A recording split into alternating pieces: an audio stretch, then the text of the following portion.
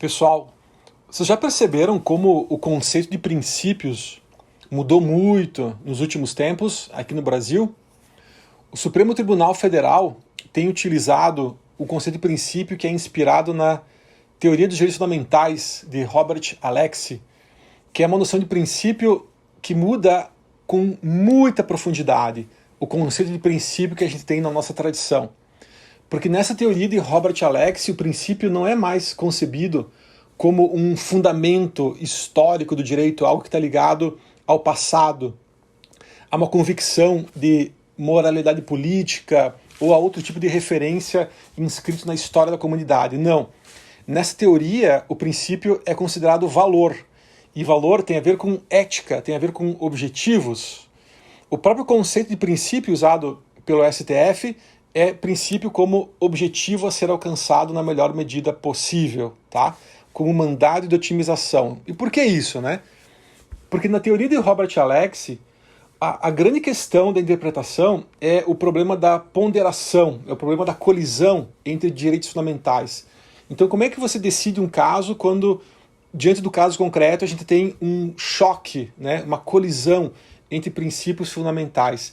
Então, esse novo conceito de princípio, ele foi pensado justamente para poder relativizar os direitos fundamentais, para poder transformar aquele caráter de cláusula pétrea de um princípio fundamental em agora um novo conceito que entende que direitos fundamentais não são mais direitos absolutos, porque eles podem, numa situação de colisão, ser objeto então de ponderação, tá? É para isso que serve esse novo conceito de princípio como mandado de otimização, como objetivo a ser alcançado na melhor medida possível. Gente, isso muda muito, né? Porque se a gente for observar historicamente, nós tínhamos 4 critérios para identificar os princípios jurídicos, tá? 4 critérios. Primeiro critério mais antigo era a ideia dos princípios gerais do direito. Depois, a ideia de uma hierarquia de normas, né? Em terceiro lugar, a noção de princípios definidos pelo próprio direito positivo. O próprio direito dizia isso é princípio, isso é um princípio do Código Civil, etc. E em quarto lugar, que é uma noção mais ligada ao neoconstitucionalismo, né? É aquela noção do princípio como uma norma semanticamente indeterminada, aqueles conceitos mais abertos, né? Aquela textura mais aberta do direito. E quando a gente entende hoje, segundo essa leitura de alguns ministros do STF, né, e de grande parte da doutrina no Brasil, do princípio como mandado de otimização, como objetivo a ser alcançado na melhor medida possível, temos uma transformação radical em relação a esses critérios anteriores, tá? Vamos ver esses critérios, para ver se vocês lembram.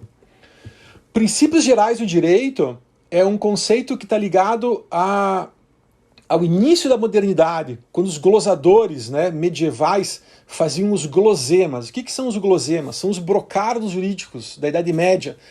São aquelas sabedorias, aquelas máximas da experiência que vinham do direito romano e que os glosadores faziam uma espécie de resumos, de frases chaves, né, que ilustravam aquelas máximas da experiência romana. Vocês encontram esses brocardos jurídicos naqueles dicionários de latim. Então a gente tem brocardos como iuria novit curia, né? O juiz conhece o direito, rebus sic stantibus, né? O pacta sunt servanta, os pactos devem ser cumpridos, devem ser respeitados, né? Tem um que eu gosto muito, que é o fundamento do uso capião, que é o dormientibus non succurit jus, o direito não protege os que dormem, né? Então a gente tem uma série de brocardos jurídicos que vão fazer parte daquilo que no século XIX, início do século XX, os juristas chamavam de princípios gerais do direito, tá? Reparem que essa expressão ela está prevista até hoje na Lei de Introdução ao Direito Brasileiro, no artigo 4º.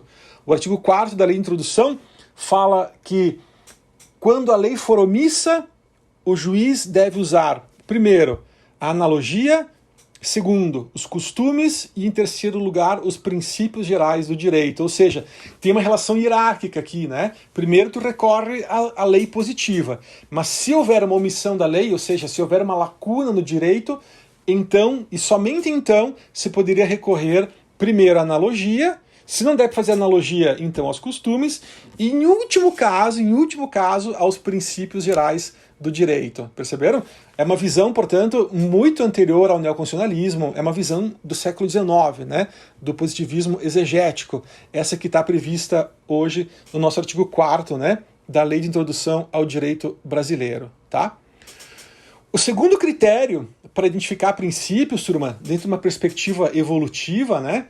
É um critério que vem do pensamento agora de Hans Kelsen, da teoria pura do direito, tá? Daquele conceito de ordenamento jurídico como um ordenamento hierarquicamente organizado. Tá?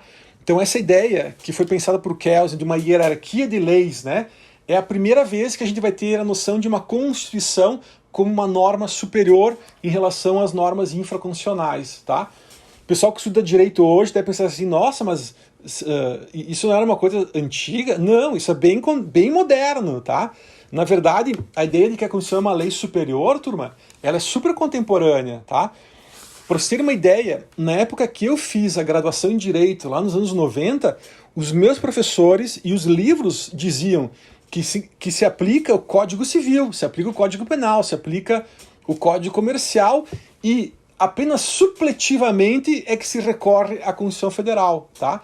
Porque a noção do direito constitucional naquela época era visto, a Constituição ela era entendida como uma carta política, como uma espécie de protocolo de intenções. Ela não era uma lei que tu poderia cobrar, né? Que tu poderia pensar nos problemas de eficácia, de efetividade do direito constitucional.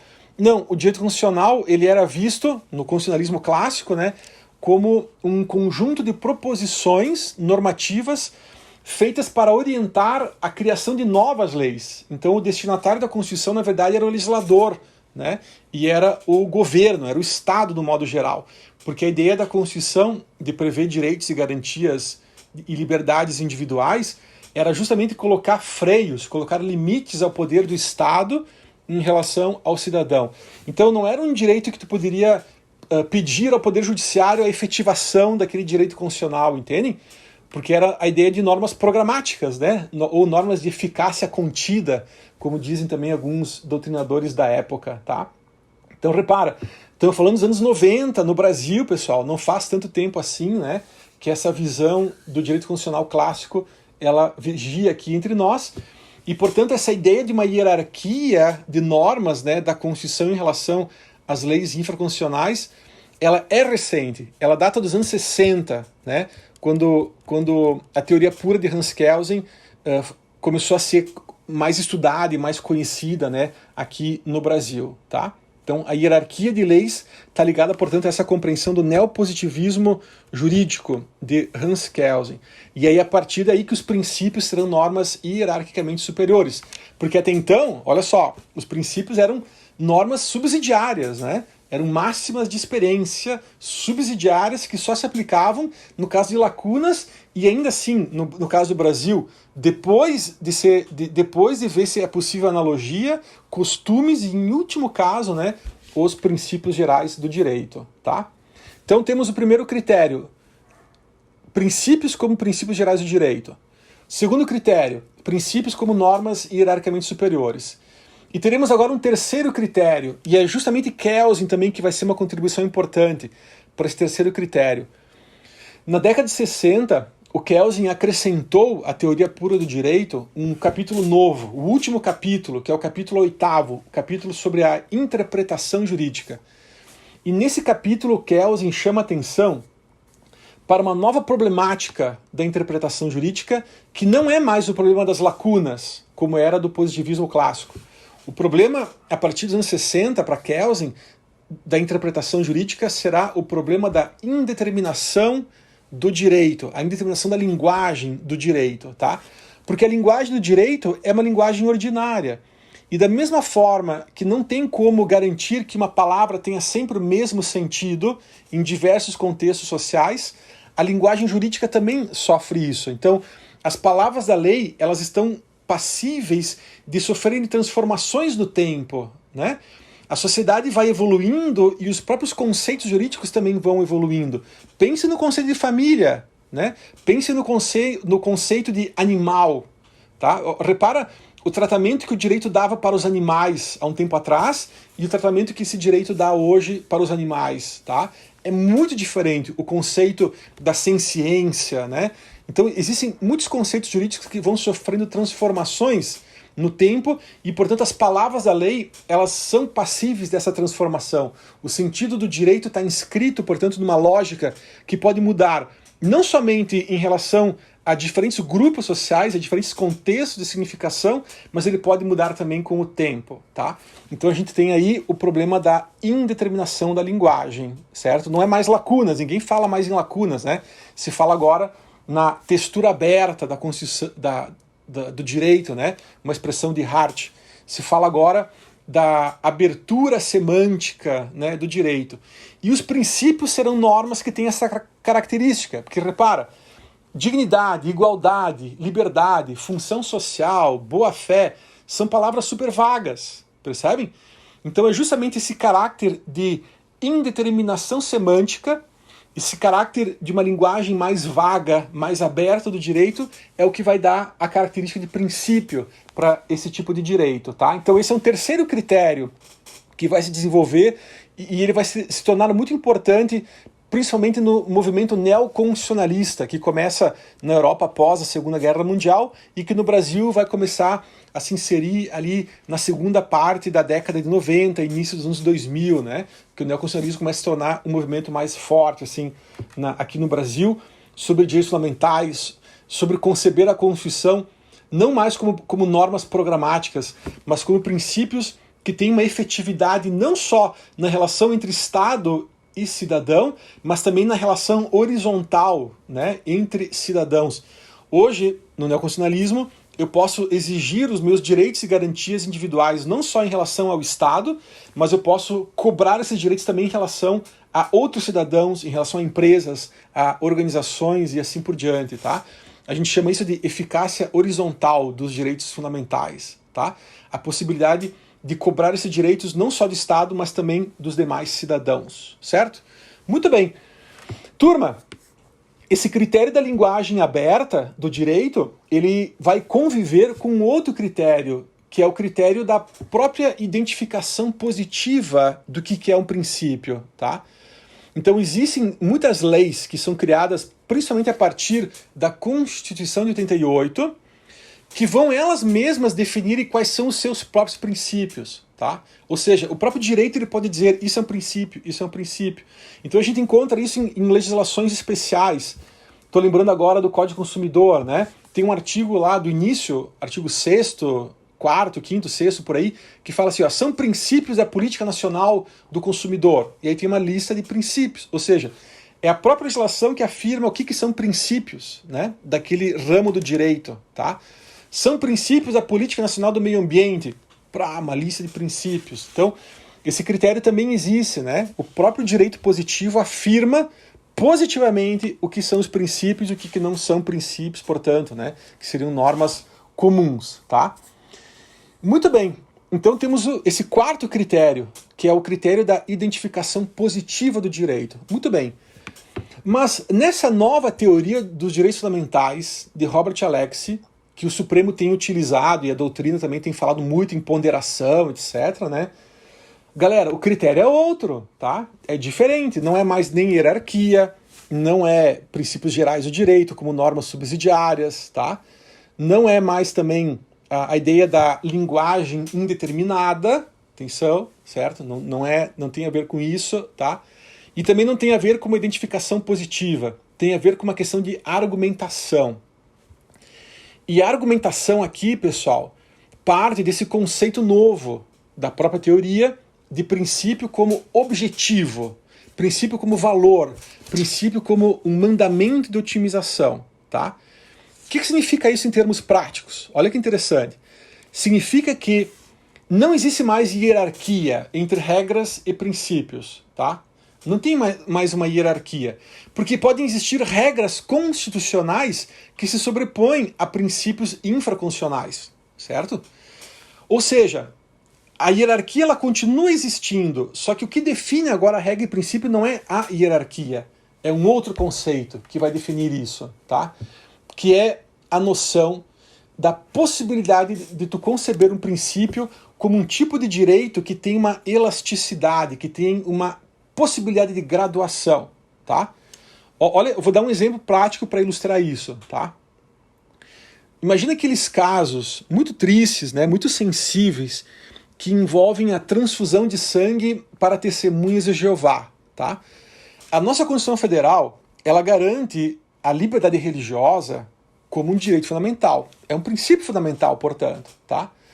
Mas ela também protege o direito à vida, inclusive contra a própria vontade, certo? Ou seja, o direito à vida é uma garantia constitucional que o Estado tem o dever de cuidar da nossa vida, inclusive contra a nossa própria vontade, tá? Então agora vem uma questão interessante, pessoal. Se acontecer um acidente de trânsito e um testemunho de Jeová chegar num hospital todo estrupiado e o médico falar, olha, essa pessoa vai morrer, a não ser que a gente faça uma transfusão de sangue agora urgente, e não dá tempo de levar para um hospital mais equipado, com sangue sintético, não dá tempo. O único jeito de salvar a vida daquela pessoa é fazer uma transfusão de sangue naquele momento, naquela ocasião. A família pode ser contra, a própria vítima do acidente pode ser contra, pode dizer, não, eu sou testemunho de Jeová, não quero transfusão, pode me deixar morrer. Mas o que a nossa ordem constitucional diz? Ela diz o seguinte, direito à vida e liberdade religiosa são coisas bem importantes, tá? E numa situação como essa, onde há um choque entre esses dois direitos, tá? Aí surge essa questão de uma possível contradição ou uma possível colisão de direitos. Vamos ver. Pensem comigo. Liberdade religiosa é um tipo de direito que admite uma graduação no seu cumprimento? Ou seja, a gente pode pensar que liberdade religiosa tu pode ter um pouco mais, pode ter um pouco menos, ou liberdade religiosa é uma coisa que ou você tem ou não tem. Ou você é livre na sua religião, ou você é um prisioneiro, ou você está sofrendo um tipo de restrição total assim, à sua liberdade religiosa, percebem? Reparem, turma, se vocês concordarem comigo, tá? Que liberdade religiosa é um tipo de direito que admite uma certa graduação. Não é uma coisa, não é tudo ou nada, ou você tem liberdade religiosa ou não tem. Você pode ter um pouco mais, pode ter um pouco menos, né? Na nossa igreja, no nosso culto, a gente pode ter uma liberdade religiosa maior. Na rua a gente não tem tanta liberdade assim, né? Na nossa casa a gente pode ter uma liberdade religiosa mais estendida. Na escola pública ou em outros espaços públicos essa liberdade já não é mais tão ampla como na nossa vida privada, percebem? Então, se vocês concordarem comigo, estou usando uma argumentação aqui, tá? Liberdade religiosa é um princípio, porque admite esse tipo de graduação, admite esse tipo de elasticidade no seu grau de efetividade, tá? E esse é o conceito, tá? O novo conceito, o novo critério para tu identificar um princípio. E o direito à vida é um princípio? Se a gente usar uma compreensão tradicional, a gente vai dizer, claro, é um princípio, é um dos mais importantes da Constituição Federal, certo? Nessa teoria, não. Nessa teoria, vida não é exatamente um princípio, porque vida não é uma questão que você pode ter um pouco mais, pode ter um pouco menos. Ninguém pode estar mais ou menos vivo ou mais ou menos morto, entende? Vida, pelo menos pelo conceito biológico que o direito tem até hoje, né, é uma coisa que ou você tem ou você não tem. Ou você está vivo ou você está morto, tá? É diferente da saúde. Saúde, sim, você pode ter um pouco mais, pode ter um pouco menos, né? Tu pode ter direito a acesso a um tratamento e não ter direito a acesso a um outro tratamento que talvez seja muito mais caro, muito mais complexo e o resultado seja só um pouquinho melhor, entende? Saúde, tu pode admitir uma certa elasticidade no seu cumprimento, mas vida não. Vida, portanto, nessa teoria é uma regra, e é uma regra constitucional, tá? E por ser uma regra constitucional, ela não admite ponderação. A regra não admite ponderação. A regra é uma questão de tudo ou nada. Ou você aplica ela inteira, ou você não aplica nada, tá? E a liberdade religiosa sim admite uma graduação, entendem? Então se houver um choque entre direito à vida e direito à liberdade religiosa, tá? Nessa teoria prevalece o direito à vida, porque a regra constitucional, por ela ser uma questão de tudo ou nada, ela prevalece sobre o princípio da liberdade religiosa, porque o princípio agora admite uma graduação, porque ele é um objetivo só, a ser alcançado na melhor medida possível, entende? Essa teoria relativiza, sim, os direitos fundamentais. tá? Vamos pensar nisso, pessoal. A teoria hoje dominante, né, na argumentação jurídica dos tribunais superiores hoje, e grande parte da doutrina adora também ponderação, etc., né, é uma teoria que relativiza direitos fundamentais. E pensar isso num país desigual, como é o caso do Brasil, é uma coisa super complicada, tá? Porque a gente não está falando só de direitos individuais, né? A gente está falando também de direitos sociais, certo?